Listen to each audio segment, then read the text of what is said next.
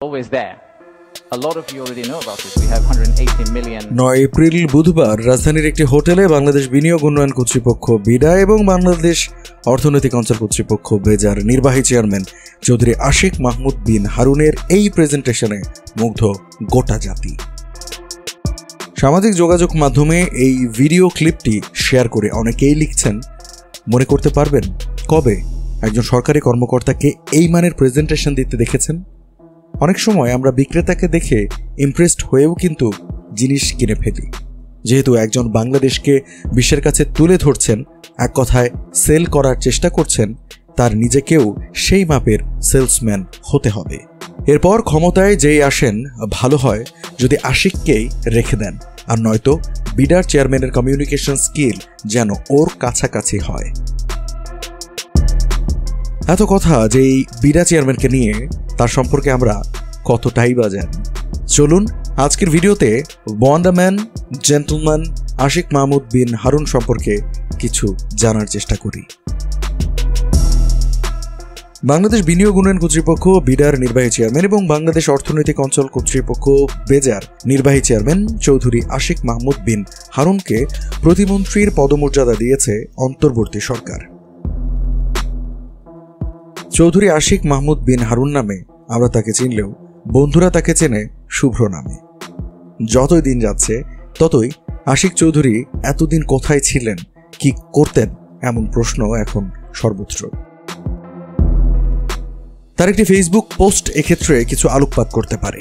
হুবহু তুলে ধরছি, সরকারি চাকরির আজকে 1 মাস হলো। সেপ্টেম্বরের মাঝামাঝি এক দুপুরে প্রফেসর ইউনুস হঠাৎ ফোন করে বললেন, আশিক, দেশের মানুষের সেবা করার সুযোগ পাওয়া গেছে, আসবা নাকি? আমি নন্দিনীকে জিজ্ঞাসা না করেই রাজি হয়ে গেলাম। জানতাম ও কোনোদিন মানা করবে না।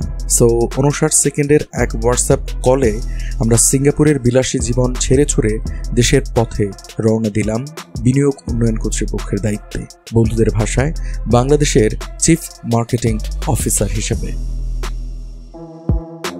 গত 1 মাস শুক্র শনিবার সহ দিনে 18 ঘন্টা কাজ করেও কুল পাচ্ছি না। প্রায় 250 সিইও ব্যবসায়ীদের সাথে কথা বলে বোঝার চেষ্টা করছি তাদের সমস্যাগুলো কোথায় আর কি করে তার সমাধান করতে পারি, নতুন ইনভেস্টমেন্ট কিভাবে আনতে পারি। চেষ্টা চলছে, ফেল করা যাবে না। আমরা জনগণের সরকার, তাই প্রত্যাশা অনেকটা জাতীয় ক্রিকেট দলের মতো।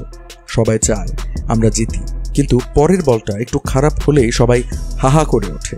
Team selection, bowler selection, field setting, এইসব নিয়ে নানা সমালোচনা। ম্যাচে সবাই ভালো বল করবে না, এটাই স্বাভাবিক। তা নিয়ে দলের সমর্থকরা গালাগালি করবে, তাও স্বাভাবিক। দলটা তো আমাদের। কয়েকদিন আগেও এইসব করা কবিরা গুনাহ ছিল। তাই দিন শেষে টায়ার্ড হয়ে ফেসবুক খুলে যখন মনে হয় আমার বউ বিরোধী দল, তখন নিজেকে বোঝাই এটাই তো আসলে বাক স্বাধীনতা। হোক না সমালোচনা, আমরা ভুল করব, তারপর শুধরাবো।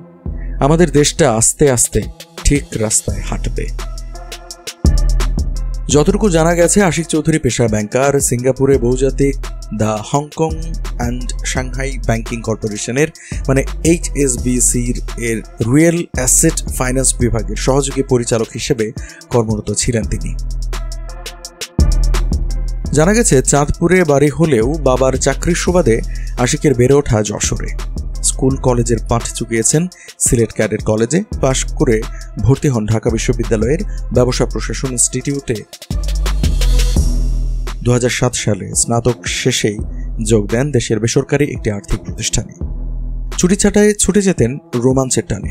2011 সাল পর্যন্ত এই প্রতিষ্ঠানে চাকরি করেছেন, তারপর পড়তে যান যুক্তরাজ্যে। তখন থেকে সেখানেই তিনি নিজেকে নতুনভাবে গড়েছেন। এই আশিক চৌধুরী একজন স্কাই ডাইভার, যিনি 41,000 ফুট উঁচু থেকে দেশের লাল সবুজের পতাকা নিয়ে লাফ দেন, যার কারণে তিনি ইতোমধ্যে নাম লিখিয়েছেন গিনেস ওয়ার্ল্ড রেকর্ডস বুকে। ভিডিওটি কেমন লাগলো তা কমেন্টের মাধ্যমে জানাবেন, আর এই ধরনের ভিডিও নিয়মিত পেতে হকার নিউজ চ্যানেলটি সাবস্ক্রাইব করে আমাদের সঙ্গে থাকুন।